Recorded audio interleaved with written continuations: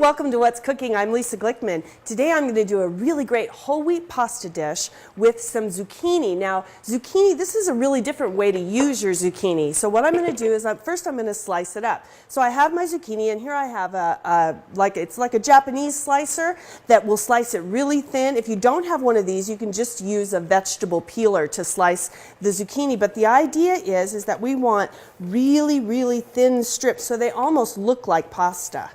So I'm slicing this, and you want to be really careful because this blade will cut you very quickly. So sharp you won't even know it.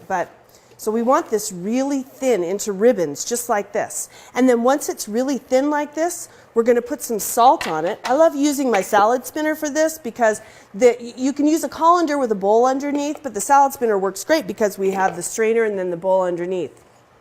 So you just want to give this a little bit of salt, just a nice toss of salt, and then toss it around. Then you want to set this aside for about 20 to 30 minutes until it lets off some of that liquid.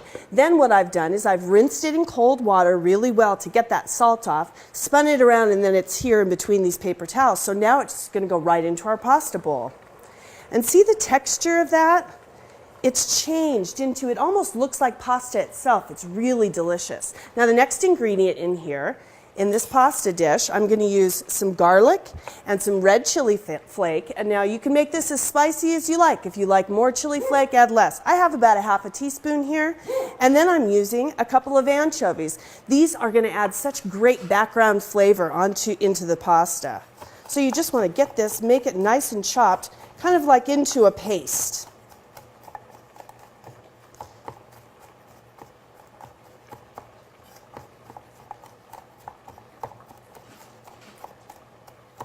Okay, now once that's chopped really fine, we're just going to go ahead and toss it into the bowl with our zucchini.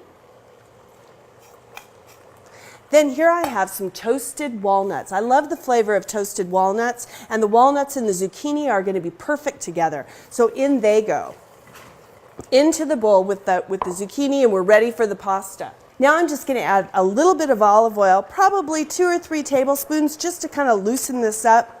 Maybe a little bit more. I'm also going to use some of that pasta water because the pasta water has some really nice starch in it from the pasta, and that's going to add some nice body to our pasta dish here.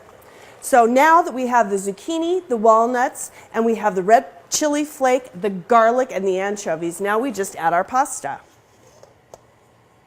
Sometimes whole wheat pasta is a little tough to get your family to eat, but this dish is perfect because the zucchini and the walnuts really taste delicious with this whole wheat pasta.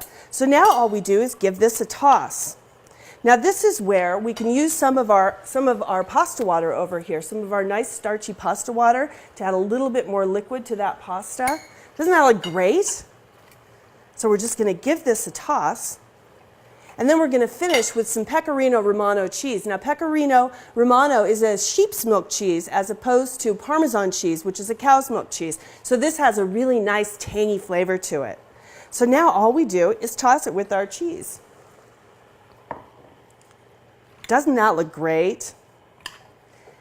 Now this is obviously a really nice vegetarian dish just the way it is, but it would be really great with some grilled chicken breast or maybe some grilled shrimp, or even you could just use some rotisserie chicken. The rotisserie chickens that are available everywhere, that would be great in this dish. Doesn't it look great?